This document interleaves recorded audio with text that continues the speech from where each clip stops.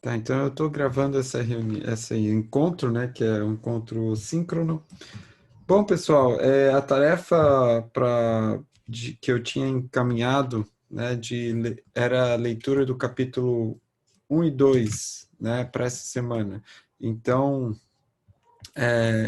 essencialmente é isso que eu gostaria de conversar com vocês, sobre esses primeiros dois capítulos. Deixa eu só ver uma coisa aqui.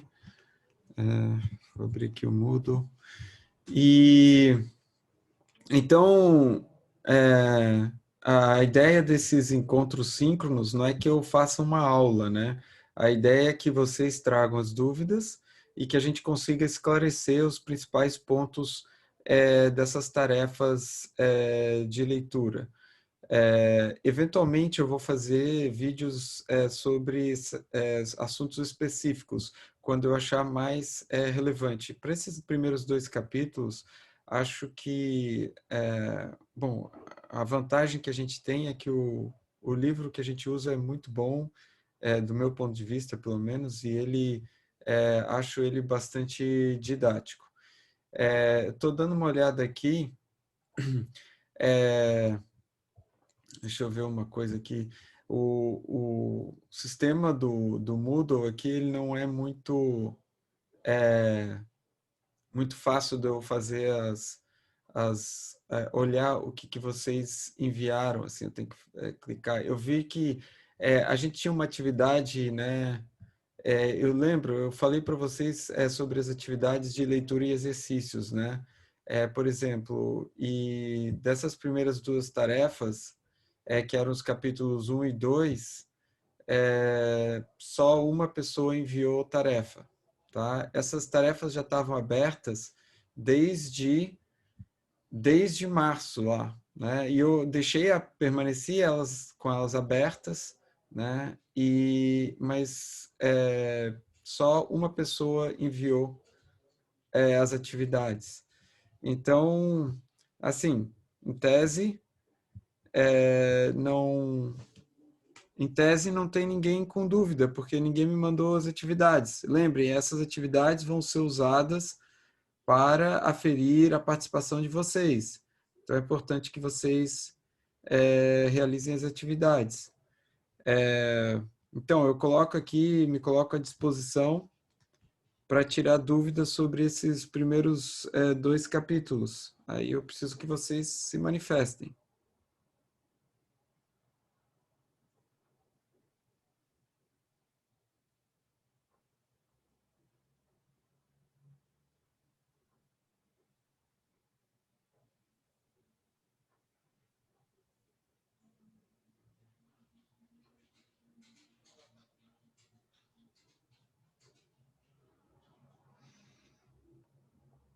Ninguém tem dúvidas sobre os dois primeiros capítulos?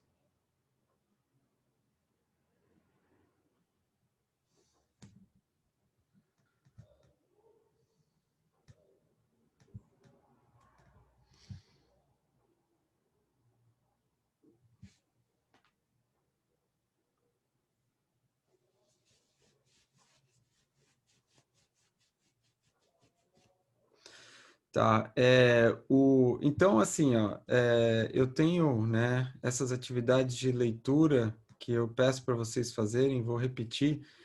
Mesmo que vocês não tenham dúvida, é importante que vocês envie algum texto, alguma coisa dizendo assim, olha, eu li e não tenho dúvida, tá?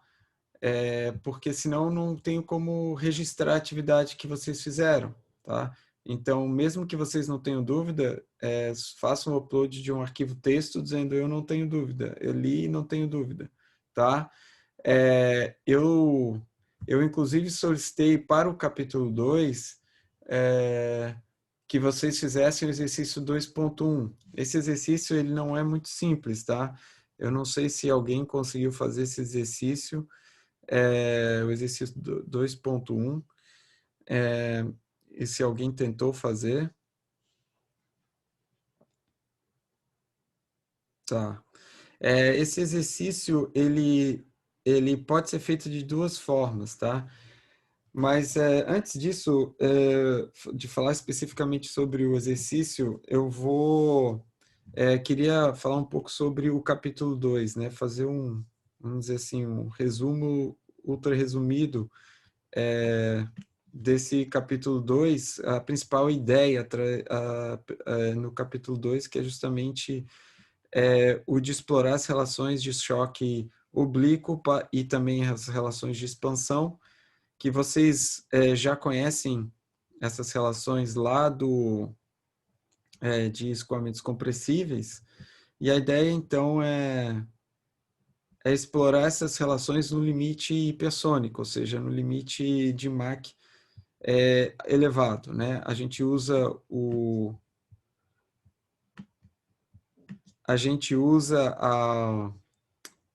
deixa eu ver uma coisa aqui.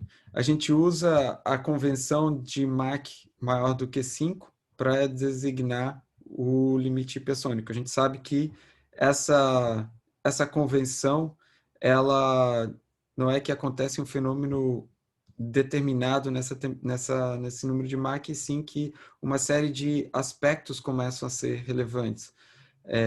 Os efeitos, principalmente o que a gente chama de efeitos de alta temperatura. Deixa eu ver uma coisa aqui. Tá. Bom, vou compartilhar a tela aqui com o nosso texto, tá? Então, esse é o capítulo 2. O capítulo 2, ele começa apresentando para vocês as relações de choque oblíquo que vocês já conhecem. Então, esse resumo aqui, essa figura que está sendo mostrada aqui, né, ela segue um pouquinho diferente a convenção que vocês adotam em escoamentos compressíveis. Geralmente, em escoamentos compressíveis, há uma distinção aqui entre a componente normal e tangente antes e depois do choque. Tá? E a componente tangente depois do choque, a gente consegue deduzir a partir das equações de conservação da massa e quantidade de movimento, que essa componente tangente ela tem que ser constante, antes e depois do choque, ou seja, não é alterada. É a componente normal ao choque que é alterada. E aí vocês... e as relações de choque oblíquo para a componente normal são análogas justamente porque a componente normal as relações de choque normal. Então, o que a gente geralmente faz é calcula a componente normal antes do choque, usa as tabelas ou as relações de choque normal para saber como é alterada a condição após o choque, por exemplo, a componente normal da velocidade após o choque. E você sabe que a componente tangente continua a mesma, então faz a adição vetorial e você então tem a velocidade após o choque. A componente vetorial, né? Quer dizer, você tem o vetor velocidade após o choque. Aqui, que a convenção, né? O θ é o desvio promovido pelo choque. Aqui você tem, só que aqui nessa configuração, aqui nesse desenho, ele divide numa componente que é paralela, na direção do escoamento e uma perpendicular ao escoamento. Então, veja, essa divisão aqui é um pouco diferente da componente normal e tangente ao choque, é diferente. Então, essas relações aqui, ó, U2 sobre V1 e V2 sobre V1, elas não foram vistas por vocês em escoamentos compressíveis. E é exatamente isso que o exercício 2.1 procura que vocês achem a solução disso, tá? Bom, mas eu chegarei no exercício 2.1. Então, o capítulo abre calculando, né, o que ele faz? Ele mostra as relações de choque, essas são as relações de choque oblíquo, por exemplo, e ele é exata, né? Essa é a relação de choque exata. Aí o que ele faz é calcular o limite quando o Mach tende ao infinito, vamos dizer. O limite dessa expressão quando o Mach tende ao infinito, que seria o limite hipersônico, vamos dizer assim. E quando você faz isso, as expressões simplificam, né? Então, esses termos aqui, ele mostra quais os termos ficam dominantes, tá? E faz a mesma coisa. Então, veja, para o caso, a primeira coisa que você pode observar é que não há um limite para a razão de pressão. O que quer dizer isso, assim, do ponto de vista teórico, se M1 tende ao infinito, a razão de pressão também vai tender ao infinito, tá? Então, ele não está substituindo o limite exatamente de M1 tende ao infinito, porque seria infinito, né? Ele está, assim, talvez aqui a matemática não seja ultra precisa, mas a ideia é que M1 tende a valores muito elevados, então isso aqui é o que vai acontecer, tá? Mas essa razão não tende assintoticamente para nenhum valor, ela cresce indefinidamente, né? Já a razão de densidade, não. Se você olha a razão de densidade, você vai ver que ela tende assintoticamente para um valor fixo, que depende da razão entre calores específicos, que é dado por gama mais 1 sobre gama menos 1, tá? Então, isso é interessante. A razão de temperatura também tende para um valor, né, que não tem limite. Aqui são as relações que você tem para U2 sobre V1 e V2 sobre V1, tá? Então, essas são as relações que são solicitadas que sejam derivadas no que sejam derivadas no exercício 2.1, sejam deduzidas, né, no exercício 2.1. Tem uma coisa que eu acho que, se eu não me engano, aqui nessa expressão tem algum errinho, não sei se eu acho que isso aqui é cosseno de beta. Isso aqui, ó, se eu não me engano, é cosseno de beta, tá? Aliás, eu vou parar de compartilhar a tela aqui só um instantinho, e vou abrir um novo compartilhamento, na verdade. Deixa eu ver aqui, peraí. Porque eu abri o aplicativo que eu não queria, na verdade. Pessoal, até agora alguma pergunta? Por favor, se vocês tiverem alguma dúvida. Às vezes eu não estou conseguindo ver o chat, tá? Ver o chat é um pouco mais difícil. Então eu peço que vocês usem o microfone, tá? Se conseguirem, tá? Eu não consigo, para acompanhar o chat é um pouquinho mais complicado aqui. Deixa eu ver uma coisa.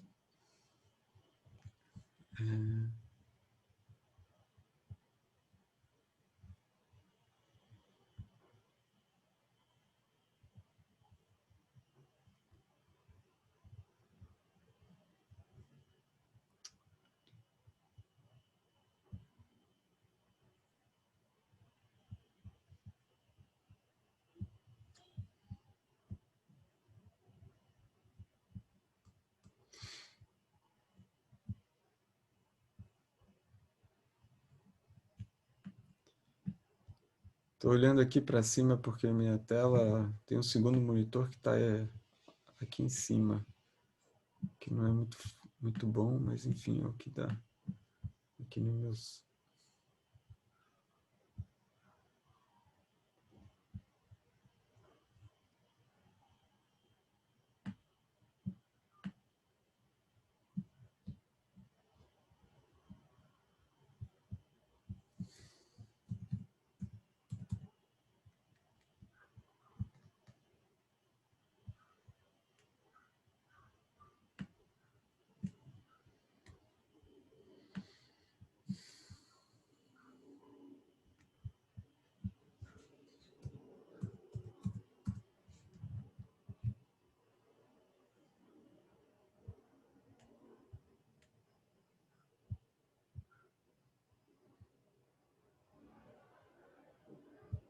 Agora sim, peraí.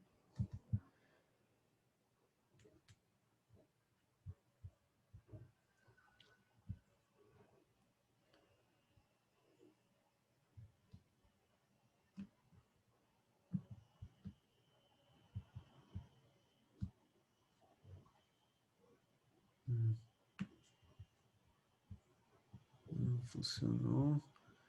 Deixa eu ver se agora vai. Tá. Agora vocês estão vendo, espero, o mesmo livro, só que um pouco... Agora, nesse livro aqui eu consigo... Esse aplicativo aqui eu consigo editar melhor as equações.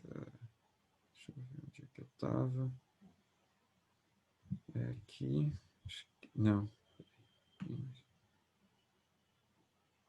Aham. Tá, então eu tô...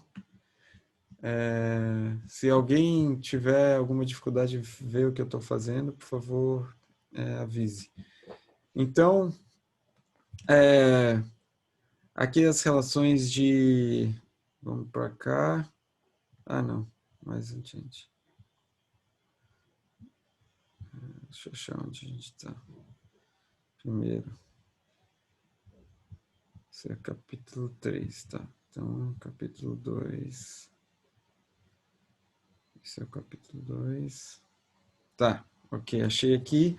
A gente está aqui nessa posição... Tá, então, se não me engano, esse aqui tem um errinho aqui. Isso aqui seria, na verdade, cosseno de beta aqui, tá? Então, não cotangente de beta, se não me engano, tá? Então, essa relação é que você obtém para V2 sobre V1, tá? Quando Mach tende ao infinito, tá? CP vocês já conhecem, definição de... é um coeficiente de pressão adimensional normalizado pela pressão dinâmica. Pressão dinâmica, por definição, é igual a 1 meio de ρ1 V ao quadrado, V1 ao quadrado. Pressão dinâmica é sempre esse valor. Ele não é definido como a diferença entre pressão estática e pressão total, tá? A definição de pressão dinâmica é essa.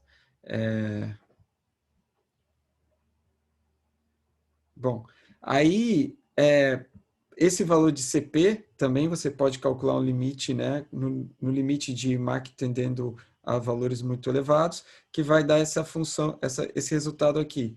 Tá? Veja, aqui também o valor de CP tende um valor finito. Né? A relação θ-beta-m também pode ser simplificada. Tá? Essa relação foi deduzida também a partir das equações de conservação de quantidade de movimento, massa e energia, tá? Lá no capítulo lá em escoamentos compressíveis, que vocês viram isso. Choques oblíquos, você tem relação θ-beta-m, que vai dar esse gráfico aqui. Algumas observações importantes sobre esse gráfico. Você tem um desvio máximo que permite uma solução de choque oblíquo, né, um ângulo de deflexão máximo para cada número de Mach, e para Mach tendendo ao infinito, esse valor aí tende aí a 40 e poucos graus, mais ou menos, 45 quase. Se você fizer um ângulo de deflexão um pouco maior, você não tem uma solução de choque oblíquo que pode acontecer. Então, o que acontece, você tem um choque normal, nesse caso. Aqui você tem...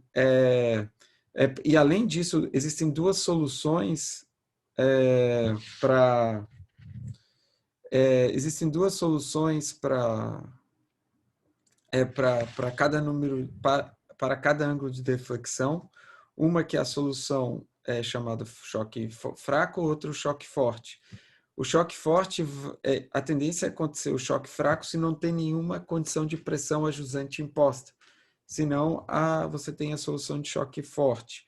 Veja, para ângulo de deflexão 0 graus, você também tem duas soluções possíveis. Tá? Uma é em que você tem, na verdade, por exemplo, para Mach tendendo ao infinito aqui, você tem solução de 0 e 90 graus. O 90 graus seria o choque oblíquo, normal, e o 0 graus, o ângulo de choque, né, 0 graus, seria uma onda de compressão fraca. Né?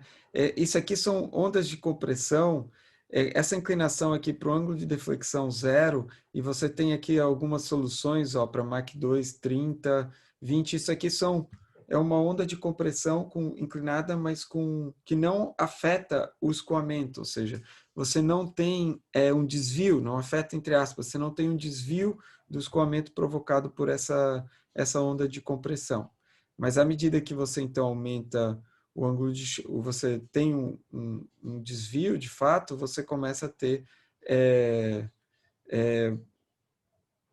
soluções que apresentam um ângulo de choque já maior, né? Bom, isso aqui não é novidade para vocês. Vocês já viram isso em escoamentos compressíveis. A novidade talvez seja analisar essa expressão nesses limites que a gente está fazendo. Então, aqui, o que ele faz? Ele considera o limite quando o Mach tende a valores elevados, né? E ele faz algumas simplificações para o ângulo beta e o ângulo teta, tá? Então, ele está olhando o caso quando teta é pequeno, certo? Então, se o ângulo teta é pequeno, você pode fazer como se o ângulo teta é pequeno, então é uma análise combinada, ou seja, número de Mach elevado e teta pequeno. E o beta também vai ser pequeno no final das contas, né? Então, para teta pequeno, beta também é pequeno, tá? No limite de Mach tendendo a valores muito elevados. Então, veja essa curva aqui, que é basicamente linear, ou nessa região de teta pequeno. Então, se o teta é pequeno, o beta também vai ser pequeno, e você pode, então, fazer algumas simplificações. Seno de beta igual a beta, cosseno de 2 beta, como o beta é pequeno, cosseno de um ângulo pequeno é praticamente 1, tangente de teta, basicamente seno sobre cosseno, que vai dar praticamente o seno, que é teta, e quando você faz essas substituições aqui nessa expressão, retendo ainda fazendo essas simplificações aqui nos ângulos, tá? Você tem essa expressão aqui, tá? Então, essa expressão é uma intermediária, vamos dizer assim. Ela vai te dizer como que o ângulo θ varia, estabelece uma relação direta baseada no número de Mach entre θ e beta, certo? Agora, se ainda esse termo aqui, veja, o beta é um número pequeno, mas o M1 é um número muito grande. E aqui no denominador, essa expressão certamente, no denominador aqui, essa expressão certamente vai dominar esse valor aqui, 2. Então, por isso que o 2 saiu aqui embaixo. Agora, aqui a gente está considerando que M1 vezes beta é grande o suficiente para superar, para dominar esse valor de 1 aqui. Então, se você faz isso, a equação é simplificada, os M1s cancelam, e você então tem beta sobre θ igual a gama mais 1 sobre 2. Tá? Sendo que gama mais 1, essa relação, então, por exemplo, o valor de gama igual a 1,4, que é o gama do ar, dá beta igual a 1,2 θ, ou seja, o ângulo beta, ele, nesse limite de θ pequeno e elevado número de Mach, ele vai ser só 20%, quer dizer, vai ser 20% maior o ângulo do que o próprio ângulo θ, ou seja, vai estar muito próximo da superfície. Então, essa é uma característica de escoamentos hipersônicos, o choque fica muito próximo à superfície. Tá? E, bom, talvez, então, essa parte do primeiro capítulo, do segundo capítulo, mostra como as relações de choque oblíquo são alteradas ou podem ser simplificadas nesse limite de Mach elevado, e depois faz o limite de beta e θ pequenos, aqui para pelo menos... Quando você faz isso, você identifica o chamado parâmetro de similaridade hipersônica, que é algo que a gente vai ver ao longo do curso em várias situações diferentes. Tá? Então, aqui ele faz uma espécie de... ele não assume, né, que M1 e beta são necessariamente maiores do que M1 ao quadrado e beta ao quadrado. Ele não assume que é necessariamente maior do que 1, porque ele diz, ó, se o beta for muito pequeno, então ele trata as mesmas equações, é basicamente a relação θ-beta-m, e chega nessa relação aqui, ó, de beta sobre θ, agora não assumindo necessariamente que M1 vezes beta ou M1 vezes θ é necessariamente muito maior do que 1. Tá? E essa relação, então, ela permite com que você, como você sabe qual que é o beta, a relação que tem com θ, você consegue substituir nas equações anteriores que foram obtidas, tá? O beta aqui, certo? Então é isso que ele faz, e ele obtém então relações de P2 sobre P1, tá? Tem que acompanhar a matemática aqui. Ele consegue obter relações P2 sobre P1 em função de um parâmetro que aparece sempre nas equações, ó. M1 vezes θ, M1 vezes θ, M1 vezes θ. O que é esse M1 vezes θ? É justamente o que a gente chama de parâmetro de similaridade hipersônica. E o que isso aqui mostra é o quê? A relação mostra que P2 sobre P1, essencialmente, o que você está vendo é que P2 sobre P1 vai ser igual a uma função, que é a função desse parâmetro de similaridade hipersônica, que é chamado de K, e do gama. Tá? Então, veja, não depende mais explicitamente do valor de M1, ou seja, do valor do número de Mach antes do choque, e sim do parâmetro de similaridade hipersônica, que é a multiplicação de M1 com o ângulo θ, que é o ângulo de deflexão. Tá? Então, esse é um resultado interessante. Da mesma forma, você pode ver como varia o CP. E o que você verifica é que o CP, que nada mais é do que a diferença de pressão dividido pela pressão dinâmica, que CP sobre θ ao quadrado também é uma função do parâmetro de similaridade hipersônica e de gama. É CP sobre θ ao quadrado, não é CP sozinho, tá? Mas, então, se você plotar CP sobre θ ao quadrado, em função de K e gama, ele vai ser o mesmo para todos os Ks e todos os... Quer dizer, ele vai ser o mesmo desde que o K e o gama seja igual, tá? Então, esse digamos assim, a vantagem, ou a... como... Facilita você, se você tem um parâmetro, então você pode ter dois escoamentos que tem K, né, é igual a M1 vezes θ, então você pode ter um primeiro M1 igual a, por exemplo, 10, e o θ aqui o θ é em radianos, né? Vamos dizer, o θ é igual a, vamos dizer, 0,01, tá? Só um exemplo. Então, o M1 vezes θ vai dar 1, não, vai dar 0,1, né? M1 vezes θ é 0,1. Se eu fizer um M1 aqui, então, isso aqui vai ser um K igual a 0,1. Se eu fizer um M1 igual a, vamos dizer, 1, e não, 1 não serve porque já não é hipersônico, né? Vamos dizer 100, e um θ igual a 0,001, eu vou ter o mesmo resultado de K, né? K vai ser igual a 0,1. Então, veja, esses dois escoamentos têm o mesmo K. Então, de acordo com essa expressão, se o gama é igual, eles vão ter o mesmo CP sobre θ ao quadrado. E vão ter o mesmo P2 sobre P1 também, que a gente viu. Então, esse a vantagem de analisar, por exemplo, é como se fosse não é exatamente, é um número, vamos dizer, dimensional, que caracteriza o escoamento no regime hipersônico. Tá? As relações de choque-expansão, a gente também pode olhar elas nesses limites também, né? Então, as relações de choque e expansão, vocês já viram. Isso é material de escoamentos compressíveis. Aqui está só mostrando um desenho de como acontece a expansão, né? O ângulo de deflexão, o M1, o M2, P1, P2.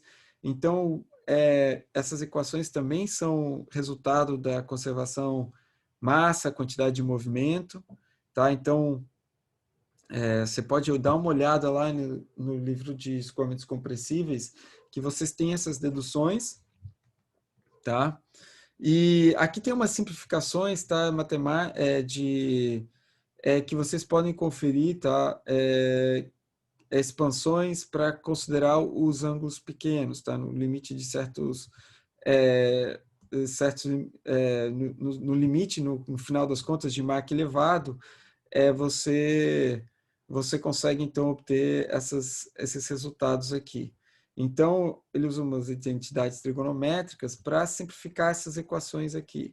E, no final das contas, chega nessa relação aqui, que, em função do número de Mach, onde ele está desprezando os termos que são mais que vão ter Mach no denominador elevado numa potência maior, porque esses termos vão ser menores, os termos dominantes vão ser os primeiros.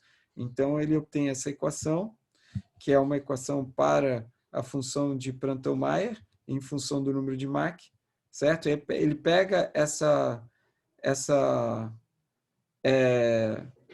a relação, né, que foi obtida para a equação 2.31, se eu lembrar aqui. Tá. Ele joga, ou seja, você tem θ, vai ser o Ni de M2 menos o Ni de M1, que é a relação de Prandtl-Meyer, e você obtém, então, essa equação aqui para θ. Tá? Simplificando essa equação aqui. Então, onde você tem o número de Mach antes e depois da expansão. Então, isso permite você relacionar, né, M1 e M2 através da expansão. Tá? E agora, você, usando as relações de choque isentrópicas, tá? Porque o processo de expansão é um processo isentrópico. Então, quando você usa essas relações isentrópicas, você pode escrever P2 sobre P1 em função de M1 e M2. Isso também é matéria lá de escoamentos compressíveis. E agora que você tem, né, se você considera o limite de M1 ou M2 elevado, então essa expressão simplifica e você agora tem você pode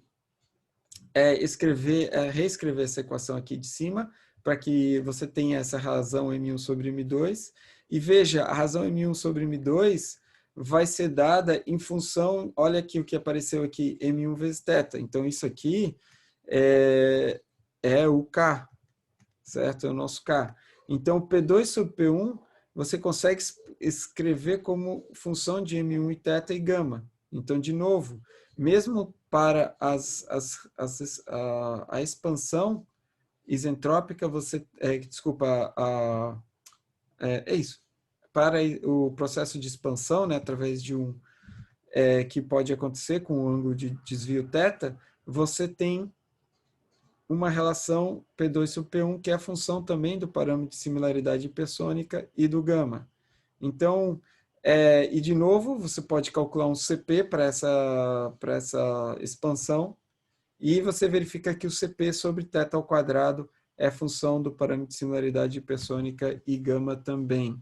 Então, veja, a ideia toda desse capítulo é isso, é mostrar que no limite de Mach elevado, você obtém relações simples, e se adicionalmente o ângulo de deflexão for pequeno, você obtém, surge nas equações o parâmetro de similaridade hipersônica K, que vai ser importante aí para, ao longo do nosso estudo, porque a gente vai considerar essas condições quando esse desvio é pequeno. Em certas situações não vai ser pequeno, e aí a gente não pode usar esses resultados, né, que foram mostrados aqui. tá? Então, o exercício 2.1, tá? Ele pede para você obter, né, as equações, aquela relação, né? Basicamente o que ele está pedindo é U2 sobre V1 e V2 sobre V1.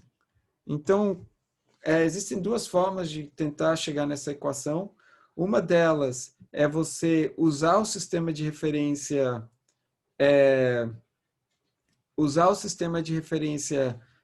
alternativo, que é o que é usado nesse livro. Aqui está o choque, por exemplo. Aqui está o ângulo beta. Você pode usar um sistema de referência que é paralelo e perpendicular ao choque, ou seja, aqui você tem o nosso V1, por exemplo, e aí você usa um sistema de referência que vai ser, você vai ter um V2 aqui, vamos dizer, e você usa um sistema de referência onde isso aqui vai ser o U2 e isso aqui vai ser o teu V2. Então, o sistema de referência, ele está assim, né? Esse aqui vai ser o teu Y, vamos dizer, e isso aqui vai ser o X, tá? A outra forma, talvez mais fácil, acredito eu, é isso que ele pede, na verdade, né? Deixa eu ver aqui. É isso que ele pede. Agora, talvez uma forma que seja um pouquinho mais fácil é você usar os resultados que já são conhecidos para o sistema de referência que é paralelo e tangente ao choque. Então, aqui está o choque. Em vez de usar um sistema de referência como esse que eu mostrei agora, você usa um que é paralelo e perpendicular ao choque. Então, o sistema de referência é assim, né? Onde isso aqui é a direção normal, vamos dizer assim. Como é que vou colocar aqui perpendicular e essa aqui é a componente paralela. Então, você tem a velocidade 1 aqui, você tem a velocidade 2, V2 aqui, e agora você vai usar esse sistema de referência. Então, veja, são dois sistemas de referências diferentes. Esse aqui é o que é usualmente usado. Aí, daqui saem as relações já conhecidas, né? Aqui já conhecemos...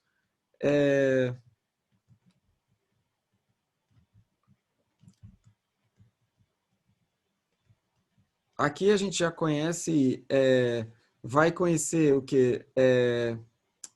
A gente vai conhecer V2 normal sobre V1 e isso aqui vai ser igual a alguma coisa, e a gente tem V2 tangente sobre V1, que também, na verdade,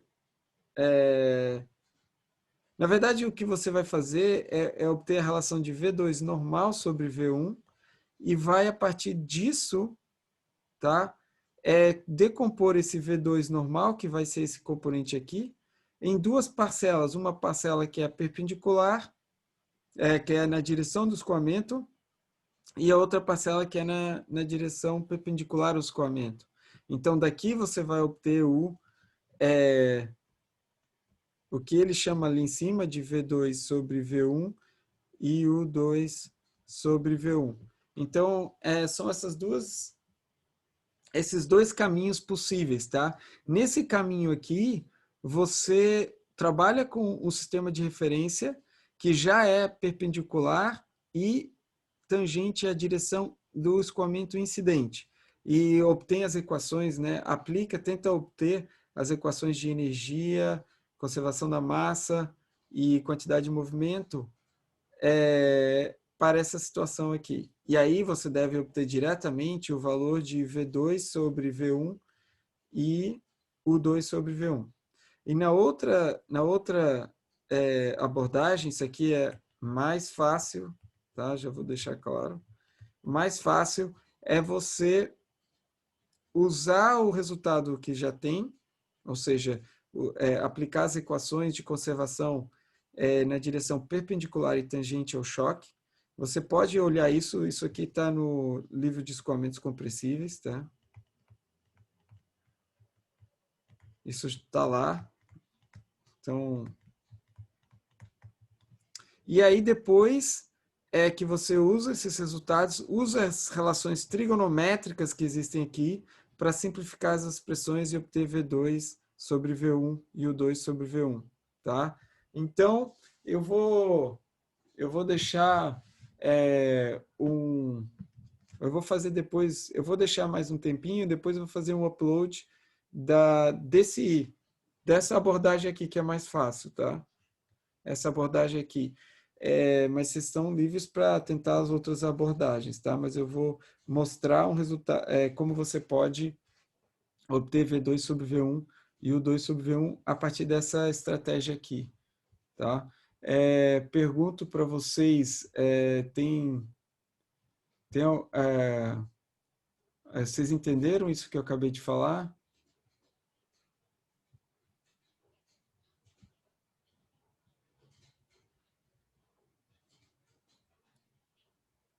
Tá.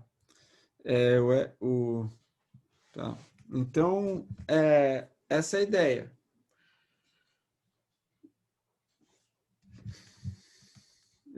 Então, o que eu tinha colocado para tarefa para essa semana, veja, é a leitura agora de dois capítulos, o 3 e o capítulo 4, e também em cada atividade dessas de leitura, eu estou sugerindo que façam um outro exercício, tá? Então, deixa eu vou parar o compartilhamento aqui. Então, era basicamente isso que eu tinha para falar hoje, tá? Realmente, esses dois primeiros capítulos são mais simples, vamos dizer assim, são material que você já viu um pouquinho diferente, o contexto é um pouco diferente, né? Você está olhando os limites que não foram abordados anteriormente.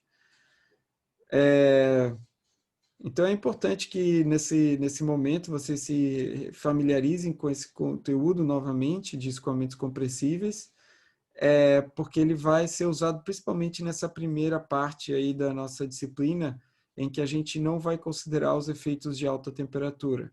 A partir do momento que a gente considerar os efeitos de alta temperatura, aí a gente vai ter que abandonar essas relações, porque lembre, essas relações, ou parcialmente abandoná-las, porque essas relações elas sempre valem para CP e CV constantes, né? O que não é o caso quando as temperaturas são muito altas. Então, é uma simplificação que a gente está adotando. A gente está considerando ainda o escoamento invícido também.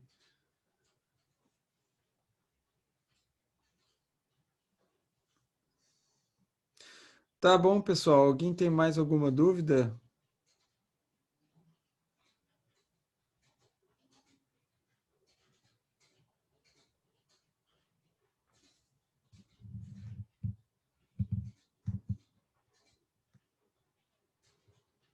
Tá, então eu vou pedir para vocês darem uma olhada no...